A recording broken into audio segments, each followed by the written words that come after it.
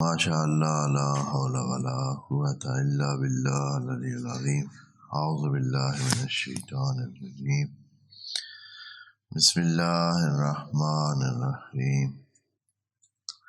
الحمد للہ وکفی والصلاۃ والسلام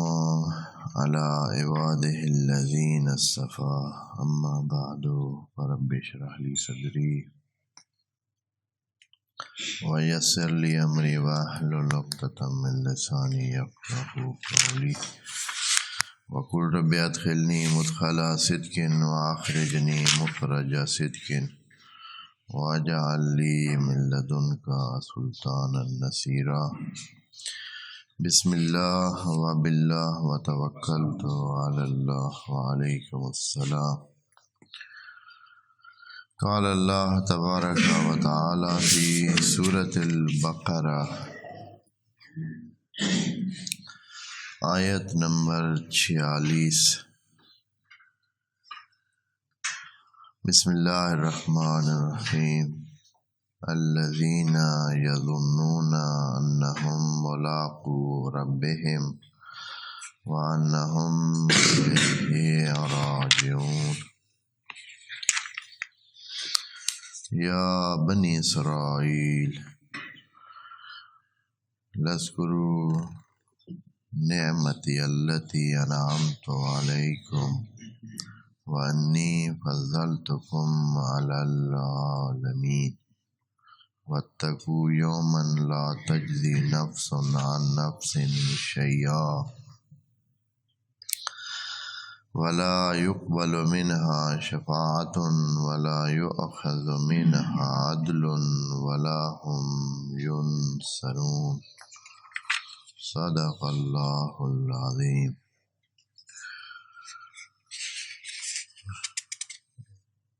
آج کیا ہے سورہ بقرہ کی یہ آیات بنی اسرائیل کو مخاطب بنا رہی ہیں کہ وہ سب سے پہلے کتاب دار ہیں روئے زمین پر اللہ کی طرف سے، اور ان کو اللہ نے کئی حوالوں سے نوازا ہے یا چنا ہے کہ بعد میں آیات انشاءاللہ جیسے آئیں گی خاص کرامات کا ذکر ہے ان کے لیے، خاص توجہات الہیہ کا ذکر ہے ان کے لیے، جیسے کہ ابھی اگلی آیت 47 میں بھی اس کا ذکر آئے گا کہ خلق خدا روئے زمین بہت ساری موجود تھی، لیکن اللہ تعالی نے ان کو چنا، یعنی جناب ابراہیم کو چنا۔ جناب ابراہیم کی وجہ سے ان کا بھی نام ہے۔ جناب ابراہیم کے بعد ان کے دو بیٹے تھے، جناب اسحاق و جناب یعقوب۔ جناب اسماعیل کی بھی اپنی وہ ایک سلسلہ تھا، ان کی بھی ذریت سے آگے نسل ابراہیمی چلی، لیکن ایک دوسری لڑی جو ہے وہ جناب یعقوب کی اولاد سے آگے بڑھی، اور نبوت کا کچھ سلسلہ ان میں اللہ تعالیٰ نے چلایا، تو اس وجہ سے خاص قسم کی توجہ دی۔ حالانکہ اس کے علاوہ جہان میں انسان اور بھی بستے تھے، اور بھی انسان مختلف علاقوں میں موجود تھے، لیکن ان کو ترجیح دی، ان کو خصوصیت دی، اور اپنی خاص نعمات سے ان کو نوازا کہ یہ لوگ بندگی کریں گے اور بندگی اپنائیں گے اور آداب بندگی کو نبھائیں گے، لیکن انہوں نے وہ بندگی نہ کی اور اپنے راستے سے ہٹ گئے۔ اب جب قرآن نازل ہوا نبی خاتم آئے تو ایک بار پھر ان کو جھنجھوڑا جا رہا ہے اور ان کو جگایا جا رہا ہے کہ اے بنو اسرائیل، آپ تو سب سے پہلے کتابدار ہیں، تو سب سے پہلے کافر مت بن جائیں۔ پھر ان کو وہ آداب بندگی کی پوری فہرست جو کہ ہم پڑھ چکے ہیں پچھلی آیات میں وہ بتائی، جس میں قیام نماز ہے، ایتاء زکوٰۃ ہے، ایفاء عہد ہے، اور حق و باطل کو مکس نہ کرنا ہے، خود جو بات کہنا ہے اس پہ عمل بھی کرنا ہے، دوسروں کو اچھائی کی دعوت دے کر خود بھولنا نہیں ہے، اور اس طرح بہت ساری باتیں جو کہ ہم ذکر کر چکے ہیں۔ یہ جو موجودہ آیت ہے اس میں بڑے لطیف پیرائے میں، بڑے لطیف انداز میں اللہ تعالیٰ یہ ذکر فرما رہا ہے کہ اس سارے کام کا کرنا انسانوں آپ کے لیے آسان نہیں ہے۔ یہ جو بات ہے آیت نمبر 45 میں کہا گیا ہے کہ مدد حاصل کریں نماز سے اور صبر سے، یہ انسان کے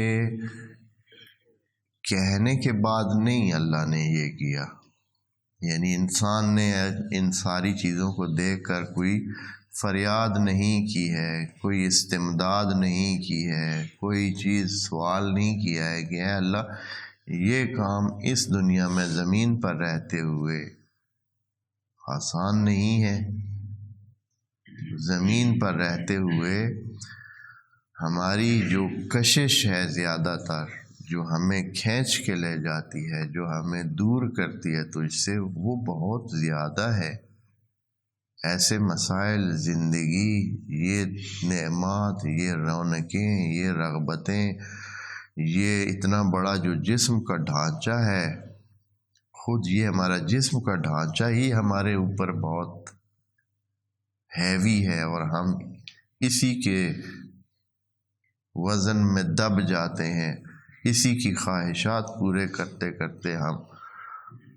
راستے سے ہٹ جاتے ہیں اور تیری بندگی تو رہ جاتی ہے دور، ہم اسی ڈھانچے کی بندگی میں پڑ جاتے ہیں اور اسی جسم کو سنبھالتے سنبھالتے ہی ساری زندگی گزر جاتی ہے۔ ہمارے جوانوں کو تو صرف بال سنوارتے ہی ٹائم گزر جاتا ہے، اتنی زندگی کا اچھا خاصا ٹائم، باقی جو ہے وہ ان کی استریوں میں، کپڑوں میں، اور پتہ نہیں کیا کیا، یہی جسم کی جو ترتیب اور جسم کے وہ جو سیٹنگ کرتے کرتے ہی ہماری زندگی بیت جاتی ہے۔ اللہ ہم کیا کریں، کتنی زندگی، کتنے اخراجات، اور کتنے ان کو پورا کرنے کے لیے پھر بندہ حلال حرام کو مکس کرتا ہے اسی جسم کے۔ تو اے اللہ یہ جسم ہمیں تیری طرف آنے ہی نہیں دیتا، تو یہ استدعا نہیں کی ہے۔ یہ ساری میں اتنی بات اس لیے کہہ رہا ہوں کہ اتنے اوکھ اور ساری مشکل کے باوجود کہ بندگی سے ہٹانے کے لیے ہر موڑ پہ، ہر سانس کے بعد، ہر لمحے میں اس کے لیے مشکل ہے، لیکن انسان نے اللہ سے استمداد نہیں کی ہے۔ یہ آیت، اس آیت سے پہلے انسان نے کوئی وہ نہیں کیا ہے کہ اے اللہ ہم تو اس راستے پہ بڑے مشکل میں پڑے ہوئے ہیں اور یہ راستہ اپنانا اتنا آسان نہیں ہے جو تیرا راستہ ہے، نہیں کہا ہے اس نے۔ لیکن چونکہ اللہ نے ہمیں اس مشکل امتحان میں بھیجا ہے، زمین پر بھیجا ہے، اور اس کی رحمت اور فضل کا تقاضا ہے کہ وہ ہمیں اکیلا نہ چھوڑے، کہ بھائی ٹھیک ہے جاؤ اور جیسے مرضی ہے رل جاؤ، ایسے نہیں۔ اس لیے اللہ نے اپنی طرف سے، بلا اس کے کہ یہاں کوئی ایسی بات ہو جس میں کسی نے کوئی استمداد کی ہو اللہ سے کہ بھائی اے اللہ ہمیں کوئی راستہ دکھا، کیسے ہم ان کو حل کریں گے۔ اللہ نے خود سے ہی آیت نمبر 45 میں کہا کہ یہ سارا کام اکیلے نہیں کر سکو گے، تو اس کا طریقہ کار بڑی ترتیب سے دیکھیں کس طرح جا رہے ہیں۔ ترتیب سے کہا کہ صبر سے مدد لیں، اور صبر ایسا کارخانہ ہے، ایسا خزانہ ہے جو آپ کے اندر ہے، اور اس میں یہ نہیں کہ آپ کسی کے محتاج ہیں، یہ اسی روح کے اندر موجود ہے صبر کا کارخانہ اور خزانہ، اور اسی کو کام میں لے آؤ، اور اس کو جگانے کا طریقہ، صبر کو پانے کا طریقہ، اس کو حاصل کرنے کا طریقہ الصلاۃ ہے۔ صلاۃ میں داخل ہو جاؤ۔ پھر صلاۃ اگر مشکل لگتی ہے تو اگلے سٹیپ میں کہا کہ یہ صلاۃ میں آنا تب ہو سکتا ہے جب آپ خاشع بنے۔ خاشع یعنی سہما ہوا، دبا ہوا، ڈرا ہوا، خوف کا مارا ہوا، رعب کا مارا ہوا۔ اور وہ کیوں اس طرح؟ اس لیے کہ آخرت کا جو اللہ نے ذکر کیا ہے، اور وہ کہ اس دنیا میں جو ہے جب جو کچھ کرے گا اس کا آخرت میں کیا ہوگا، تو اس وجہ سے اللہ کی یاد کر کے بندہ خواہش ہو جائے کہ جس طرح ہم یہ کر رہے ہیں یہ کسی نتیجے پہ ہی جانا ہے، ایسے نہیں ہے۔ اب یہ ہے کہ خشوع ہو تو صبر کو حاصل کرنے کے لیے نماز کی طرف آنا ہے، اور نماز کی طرف بھی آسانی سے بندہ نہیں آتا ہے۔ بندے کے اندر خشوع ہو، یعنی غرور نہ کرے، تکبر نہ کرے، کوئی اس قسم کے سوچے نہ رکھے جس میں اس کو جھکنے سے، اس کو سجدے سے، اس کو ٹائم دینے سے رکاوٹ بنے۔ اب یہ ہے کہ یہ خاشع بندہ کیسے بنے؟ آخر خام خواہ ڈرتا رہے؟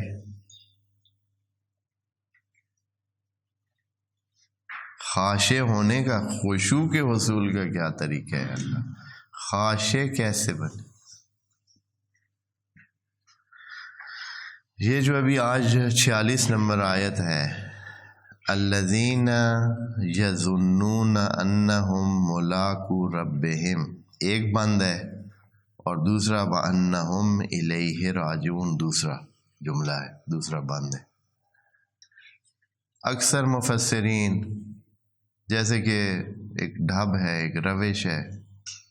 کہ مفسرین نے تمام اچھائیاں اور خرابیاں رکھی ہوئی ہیں قیامت والے دن کے لیے، زیادہ تر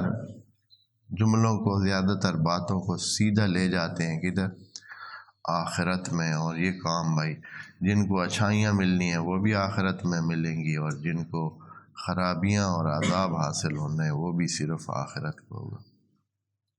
اس جملے میں بھی وہ اسی طرح، یہ جو پہلا جملہ ہے انہم الذین یظنون انہم ملاقو ربہم، کہ یہ جو نماز گزار ہیں خاشع ہوں تو وہی نماز پڑھ سکتے ہیں، خشوع کے بغیر نماز کی طرف کوئی نہیں آ سکتا۔ تو یہ وہ لوگ ہیں جو اللہ کی ملاقات کریں گے، یعنی ان کا خیال یہ ہے یا ان کے ذہن میں ہے،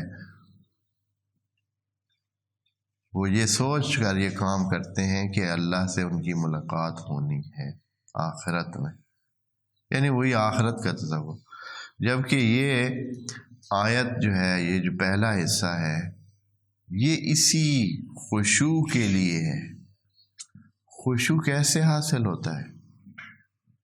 خشوع حاصل تب ہوتا ہے، اس کی وجہ یہ ہوتی ہے کہ الذین، یہ خاشعین وہ ہیں جو یہ ذہن میں بات رکھتے ہیں۔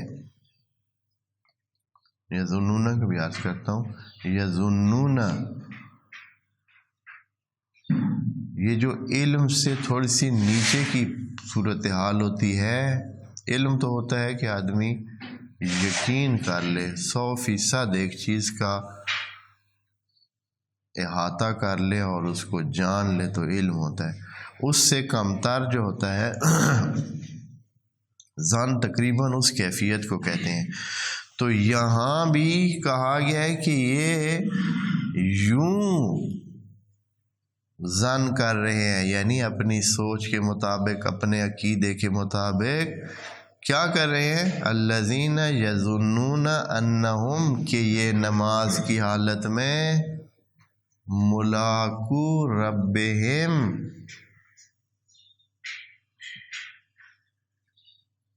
یہ اللہ کے ساتھ ملاقات کر رہے ہیں۔ ملاقیون سے ہے یہ ملاقو، لا کا یلاقی کے باب سے ہے، اس میں فاعل بنتا ہے ملاقیون، ملاقیان، ملاقیون بننا تھا نا، تو پھر وہ بالآخر اس کے اضافات حذف ہو جاتے ہیں اور ملاقون بن جاتا ہے، اور پھر یہاں اضافے کی وجہ سے کیا ہے، نون بھی گر جاتی ہے، تو ملاقو ربہم، وہ ملاقات کرنے والے، وعلیکم السلام، ربہم، یعنی نماز میں وہ اس حالت میں موجود ہیں کہ جیسے وہ کسی عام ہستی کے سامنے نہیں ہے، کسی عام حالت میں نہیں ہے، بلکہ اپنے رب کی ملاقات کے حالات میں۔ اور جب رب کے ساتھ ملاقات کے حالات ہوتے ہیں تو کیا ہونا ہے؟ وہاں خشوع تو ہونا ہی ہے، یعنی خشوع پیدا تب ہی ہونا ہے کہ ان کو یہ گمان ہے کہ وہ جس حالت میں ہے ابھی وہ ملاقات الہ میں ہے، اسی لیے یظنون کہا ہے، یعنی یہ گمان بار بار اس کے، یعنی جب بھی نماز کی حالت میں آتے ہیں تو یظنون، جب بھی نماز کی حالت میں آتے ہیں تو وہ خشوع کی حالت میں اس وجہ سے آ جاتے ہیں کہ وہ یہ ذہن میں لیے ہوئے ہیں اور یہ ان کے ذہن پر حاوی ہوا ہے، ظن کی صورت میں۔ علم کی صورت میں اس لیے نہیں کہا کہ علم کا حاصل کرنا سب کے لیے ممکن نہیں ہے، یہی ذہن میں رکھ کر وہ نماز پڑھ رہا ہے کہ وہ اللہ کی ملاقات کر رہا ہے، اور اللہ کی ملاقات جیسے کسی بھی شخص کی ملاقات میں انسان دب کے رہتا ہے، اپنے سے بڑے کسی کی ملاقات میں بھی انسان ایک خاص قسم کی خشوع کی حالت میں آ جاتا ہے، چہ جائے کہ اللہ کے ساتھ ملاقات میں کس حالت میں انسان کو آنا چاہیے۔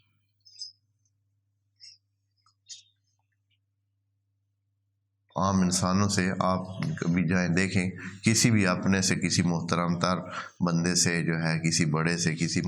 کسی بھی صاحب ایسی مقام یا کوئی شخص ہے، اس سے آپ ملاقات میں جائیں گے، آپ کے اندر خواہ خشوع پیدا ہو جائے گا، ایک خاص قسم کا احترام، ایک خاص قسم کا انداز پیدا ہو جائے گا۔ اگر وہ قابل احترام ہے تو کوئی بھی محترم ہو، کوئی بھی محترم شخص ہو جس کے ساتھ آپ ملاقات کے لیے جائیں گے، تو آپ کے اندر ایک خاص قسم کا خشوع پیدا ہو جائے گا، اس کی شخصیت کے مطابق۔ کہیں تو آپ بالکل حرکت بھی نہیں کریں گے، کہیں آپ ادھر ادھر بھی نہیں دیکھیں گے، کہیں آپ کھانسنا بھی نہیں چاہیں گے، کہیں آپ بالکل کوئی اس طرح کے اونچی آنکھ بھی نہیں کرنا چاہیں گے۔ اور اللہ کے سامنے جب نماز کی حالت میں آدمی جاتا ہے تو وہاں الحمدللہ رب العالمین الرحمن الرحیم مالک یوم الدین، جب یہ جملات کہہ رہا ہوتا ہے اور اس کو مالک سمجھ رہا ہوتا ہے اور رب سمجھ رہا ہوتا ہے، مالک یوم الدین، تو پھر خشوع کی کیا حالت ہونی چاہیے۔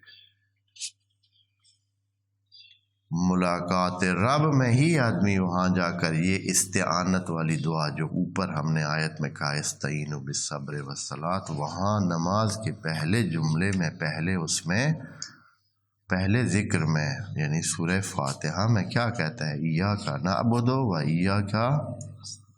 وہاں جا کر انسان بولتا ہے یہ جو نستعین والی بات ہے۔ تو یہاں الذین یظنون، اور یہ یظنون سے بات ہمیں سمجھ آتی ہے۔ پہلا قیامت کا تو کیا ہے، ہمیں صرف ظن نہیں ہونا چاہیے، علم ہونا چاہیے۔ بہرحال وہ بھی ظن بھی قبول ہے وہاں، اس لیے کہ ظن کی کیفیت جو ہے وہ ایک خاص ہماری جو حالت ہے اس کو نظر میں رکھ کر اللہ نے علم حاصل کرنا سب کے بس میں ہی نہیں ہے۔ اکثر انسان ظن اور گمان کے اسی ظن کے لیول پہ جا رہے ہیں آگے۔ علم حاصل ہو تو لَتَرَوُنَّ الْجَحِيمَ لو تعلمون علم الیقین لَتَرَوُنَّ الْجَحِيمَ، یہ قرآن کی آیات ہیں، آخری سور میں ہیں کچھ میں، کہ اگر علم حاصل ہو جائے تو ابھی جہنم نظر آ جائے، اور جہنم نظر آ جائے تو زندگی کیا ہو جائے، پھر زندگی کٹھن ہو جائے گی، پھر تو زندگی کرنا ہی مشکل ہو جائے گا۔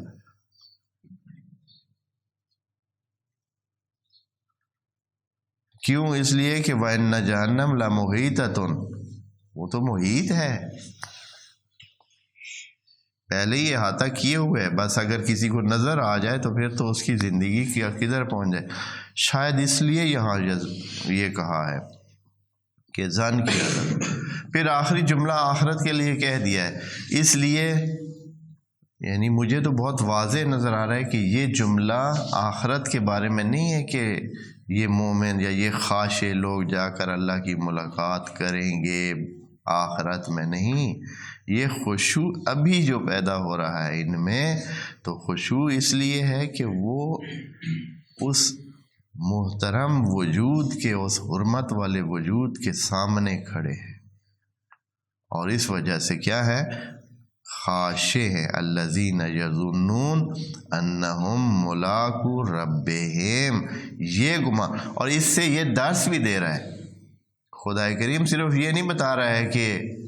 ایک حقیقت کی خبر ہمیں دے رہا ہے کہ ایسے کرتے ہیں، نہیں، ایسا کرنا چاہیے۔ یعنی جب آپ نماز میں جاتے ہیں تو پھر کیا کریں، اس گمان کو اور اس ذہن کو ساتھ لے کر جائیں کہ بھئی آپ کس کے سامنے کھڑے ہیں،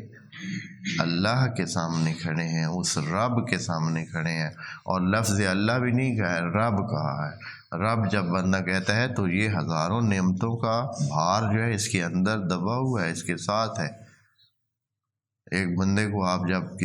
کسی بھی ایک محترم ہے جو آپ کو کسی نے بتایا ہوا کہ یہ محترم ہے، اور ایک محترم وہ ہے جس کا آپ کو پتہ ہے کہ اس کے 100 احسان ہے میرے اوپر، ان دو میں بہت فرق ہوتا ہے۔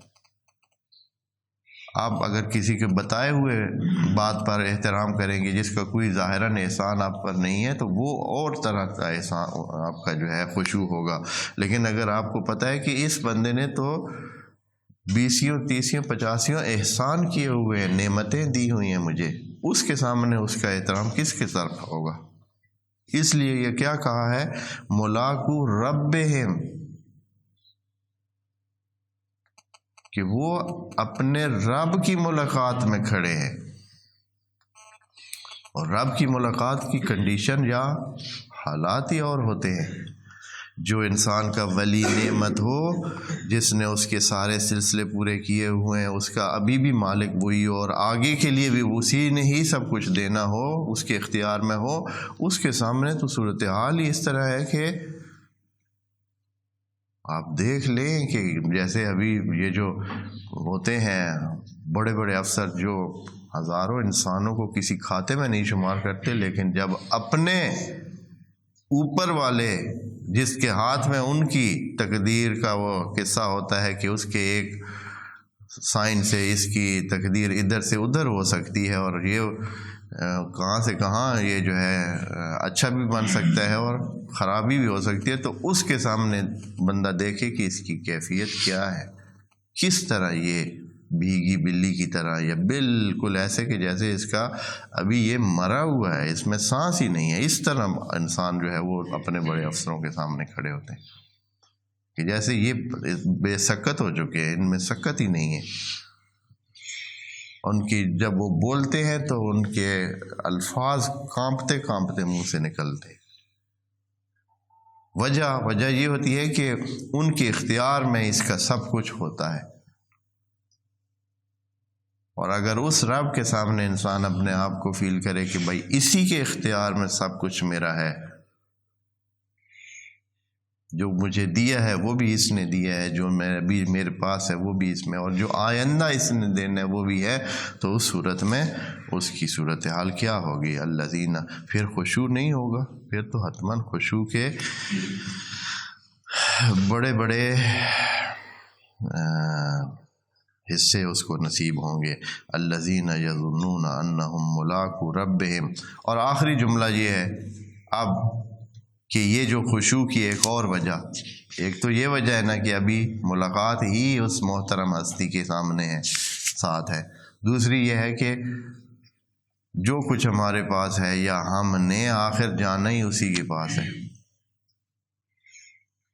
دنیا میں چاہے وہ کچھ جو ہمارے پاس ہے یا وہ کچھ جو ہمیں متاثر کر رہا ہے، جو دوسروں کے پاس ہے یا جو دوسرے ہیں یا جو وہ ہمیں راستوں سے ہٹانے والے ہیں، سب نے کدھر جانا ہے؟ وَأَنَّهُمْ إِلَيْهِ رَاجِعُونَ، اور یہ کہ انہوں نے پلٹ کے جانا بھی ادھر ہے، پھر منہ کیا دکھائیں گے؟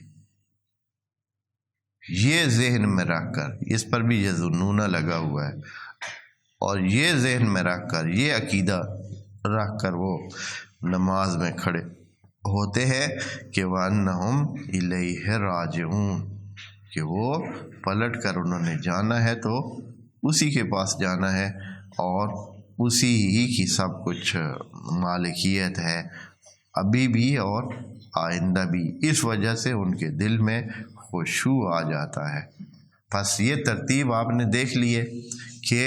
ساری زندگی کی مشکلات کو جھیلنے اور اٹھانے کے لیے استعانت، مدد چاہیے، اور مدد جو ہے وہ وعلیکم السلام، اور اس سے یہ بھی پتہ چلتا ہے، یہ جو آیت ہے استعینوا، اس سے یہ بھی پتہ چلتا ہے کہ انسان کو مدد چاہیے ہے، انسان کو مدد چاہیے ہے۔ اللہ تو موجود ہے، وہ تو پہلے سے ہی پتہ ہے، بس انسان کو یہاں اللہ کی طرف جانے کے لیے بھی کیا چاہیے ہے؟ مدد چاہیے ہے۔ اور پھر وہ اللہ نے مدد جو ہے وہ اب خود تو اللہ ہے ہی،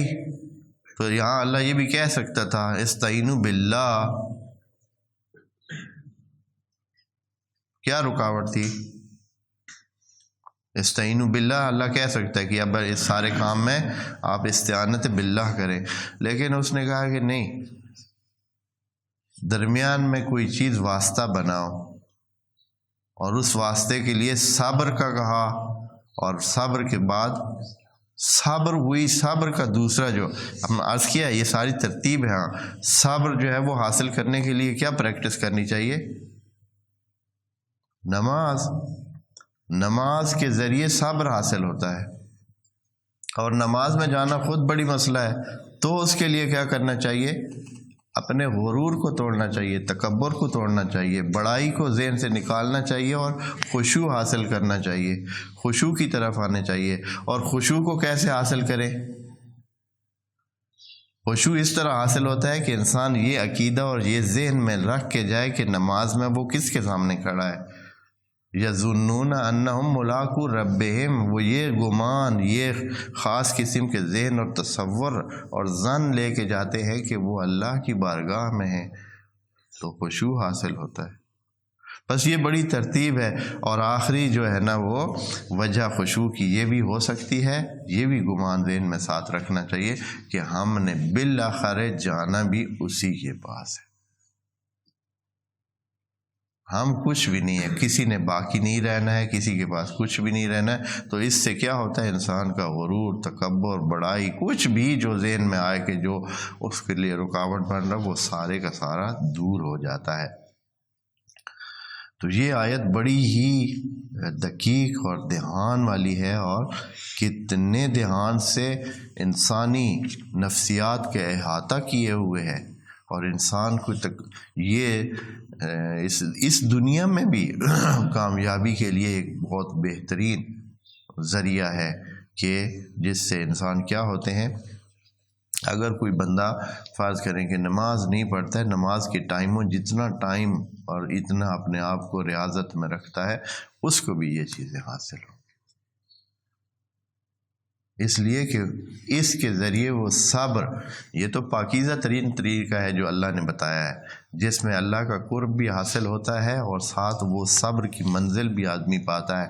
لیکن صبر کی منزل کے لیے دوسرے لوگ کیا کر رہے ہیں؟ صبر کو حاصل کرنے کے لیے لوگ ابھی کیا کر رہے ہیں؟ جو دنیا دار ہیں وہ بھی کامیابی کے لیے صبر کرتے ہیں، وہ بھی اپنی اس دنیاوی تکامل کے لیے، دنیا میں